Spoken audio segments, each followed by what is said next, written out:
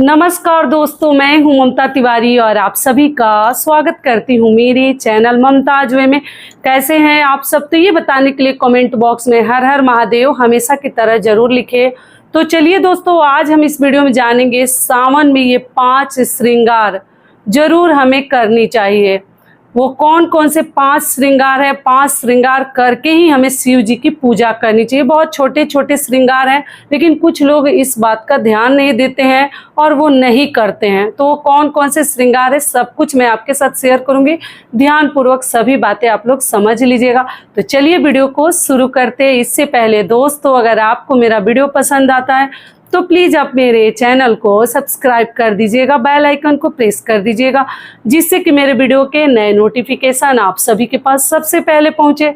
तो चलिए शुरू करते हैं और सभी महत्वपूर्ण बातें जान लेते हैं। तो सबसे पहले दोस्तों आपको बता दूं, सावन का पावन और पवित्र महीना 11 जुलाई से प्रारंभ हो रहा है और समाप्त हो रहा है 9 अगस्त को। 4 व्रत पड़ रहे हैं, कई वीडियोज में समझा चुकी हूं आप लोगों को। अगर सोमवार का व्रत करना है तो 4 व्रत क्या है मैं यहाँ डेट लगा दूंगी, आप लोग चेकआउट कर लीजिएगा, ठीक है।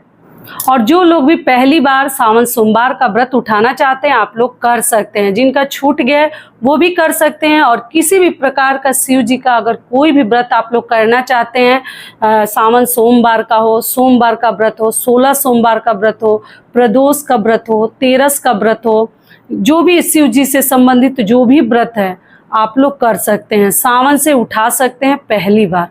क्लियर हो गया? चलिए अब जान लेते हैं सावन में 5 श्रृंगार। तो देखिए, सबसे पहले एक चीज कहना चाहूंगी, कुछ लोग हैं जैसे इसको मायने नहीं देते हैं, और लेकिन मैं तो यही कहूंगी कि इसको माननी चाहिए।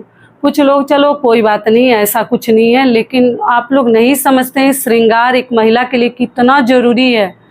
कुछ लोग तो हवा में लेते हैं कि नहीं ऐसा कुछ नहीं है, ये नहीं पहनेंगे तो क्या हो जाएगा, ऐसे वैसे। लेकिन देखिए, इतना जैसे बोलते हैं ना, इतना मॉडर्न होना भी सही नहीं है और इतना हिम्मती होना भी सही नहीं है। ऐसे ही आजकल का ज़माना देखकर ऐसे ही डर लगा रहता है। लेकिन फिर भी हमें जो श्रृंगार है महिलाओं की, जो भी हमारे श्रृंगार है, हमें जरूर करने चाहिए। तो सावन में, बाकी महीने में आप करें ना करें, सावन का जो पावन पवित्र महीना है ना, शिव जी का महीना है। और महिलाएं, लड़कियां शिव जी को पूजा करती हैं विधि विधान से।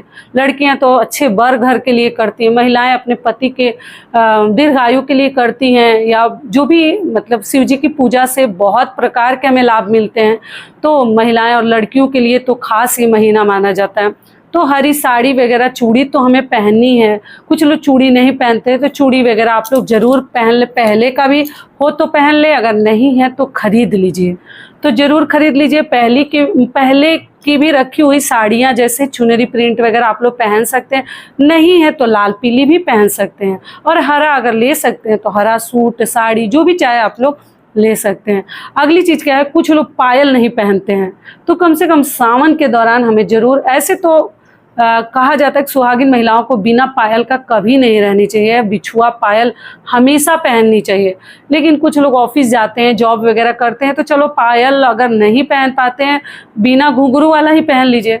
अगर नहीं पहन पाते तो बिछुआ हमें ज़रूर पहननी चाहिए, क्योंकि सुहाग की निशानी है। इसके बिना आप लोग कभी ना रहें, ना शिव जी की पूजा करें। व्रत के दिन भी पायल पहनकर पूजा वगैरह करने जरूर जाइए। अगला क्या है, मंगलसूत्र। मंगलसूत्र हमें जरूर पहनिए, अगर है आपके पास तो जरूर पहनिए। बाहर जाने का वैसी मतलब सिचुएशन वैसा नहीं है, बाहर आजकल बहुत छिनताई वगैरह होता है, आप लोग ध्यान रख के जाइएगा। मैं हमेशा समझाती हूँ कि मंदिर में बहुत सारा गहना ज्वेलरी पहन के जाने की ज़रूरत नहीं है। अगर वैसा माहौल नहीं है तो मत जाइएगा। घर में पहनकर भी आप लोग शिव जी की पूजा कर सकते हैं, और आप लोग मंदिर में बिना पहने भी जा सकते हैं। गले में कोई धागा वगैरह भी रहेगा तो चलेगा, लेकिन आप लोग पूजा कहीं भी कर सकते हैं। ये हो गया। अगली चीज़ क्या है, सावन में मेहंदी हमें ज़रूर लगानी है। वो पूरे सावन में आप कभी भी लगा सकते हैं। मान लीजिए पूरा डिजाइन वगैरह, जैसे मुझे नहीं आता उतना सब बनाने, तो कम से कम बिंदी वगैरह भी रख के शुभ कर लीजिएगा। ऐसा माना जाता है कि सावन में सुहाग के लिए हम मेहंदी लगाते हैं, तो आप लोग जरूर लगाइएगा। और बिंदी वगैरह तो बताना ही नहीं है, आप लोग लगाते ही हैं। लेकिन मेहंदी कुछ लोग नहीं, मतलब इतना व्यस्त रहते हैं ना, बिजी रहते हैं, तो नहीं लगाते हैं। एक गोला सा भी बना लीजिएगा, लेकिन आप लोग जरूर बनाकर लगा लीजिएगा। अगली चीज़ क्या है कि देखिए, अगर मान लीजिए कि आपके सिंदूरा आपके पास है तो हर व्रत के दिन उससे सिंदूर पीला वाला लगा सकते हैं। बाकी दिन लगाएं ना लगाएं, हर सोमवार व्रत के दिन मंगलसूत्र और सिंदूरा से सिंदूर वगैरह आप लोग लगा सकते हैं। गजरा वगैरह भी लगाकर घर में रख सकते हैं, बहुत ही अच्छा होता है, आप लोग ज़रूर कीजिएगा। काजल, लिपस्टिक, ये सब तो बोलना ही नहीं है, ये तो सभी लोग लगाते हैं। लेकिन कुछ लोग पायल बिछुआ नहीं पहनते, जरूर पहनिएगा।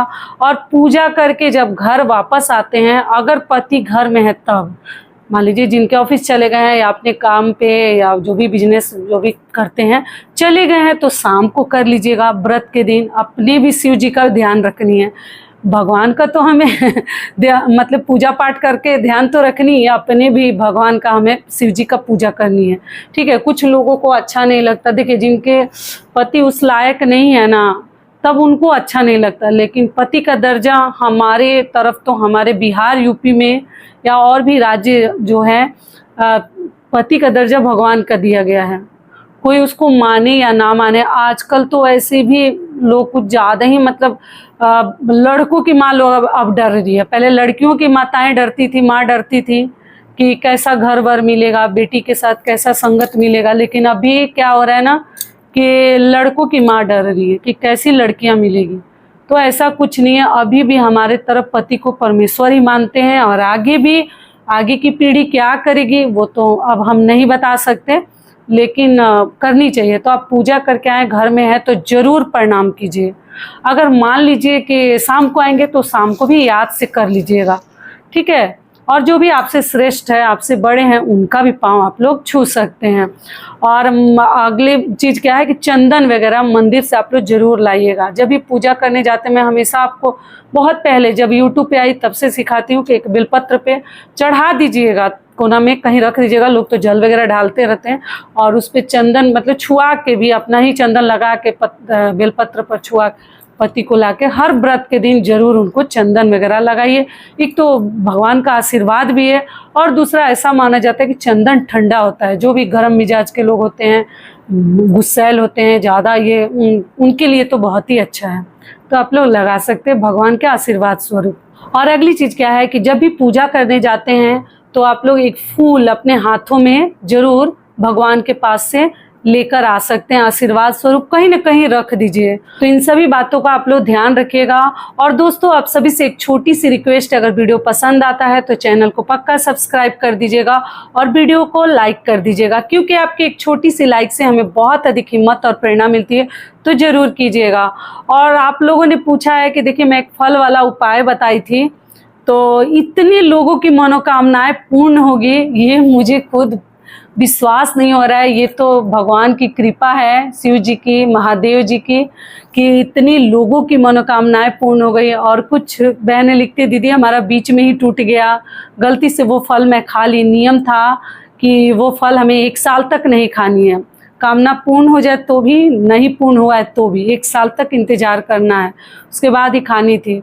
तो आप लोग पूछे कि दीदी इस सावन से क्या हम वो फल खा सकते हैं? जी, जो लोग भी मन्नत किए हैं इस सावन से वो फल आप लोग भगवान को चढ़ाकर खा सकते हैं।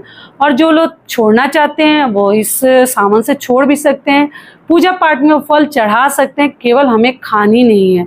बहुत ही लालची फल छोड़िएगा तभी मनोकामना पूर्ण होगा। ऐसे वैसे फल जो साल में कभी खाते ही नहीं है उसको मत छोड़िएगा। और इतनी लोगों की मनोकामनाएं पूर्ण हुई, शादी हुआ, बच्चा हुआ, ऐसे वैसे जब आप लोग लिखते हैं ना, तो मैं क्या बताऊं। देखिए, मैं कोई भगवान नहीं हूँ, लेकिन मुझे बहुत खुशी होती है कि चलो मेरी वजह से किसी के चेहरे पे मुस्कान तो आया, किसी की मनोकामना पूर्ण हुई, तो दिल कितना खुश हुआ होगा। तो मुझे आशीर्वाद तो देगा कम से कम। तो इसलिए बहुत ही अच्छा लगता है जब आप लोग शेयर करते हैं। तो आशा करती हूँ सावन से संबंधित सभी बातें अभी आप लोगों के समझ में आ गई होगी। तो ये वीडियो मेरा यहीं तक का था, फिर मिलती हूँ एक नए वीडियो में। तब तक के लिए नमस्कार, स्वस्थ रहिए, सुरक्षित रहिए, और जहाँ कहीं भी रहिए खूब खुश रहिए। धन्यवाद।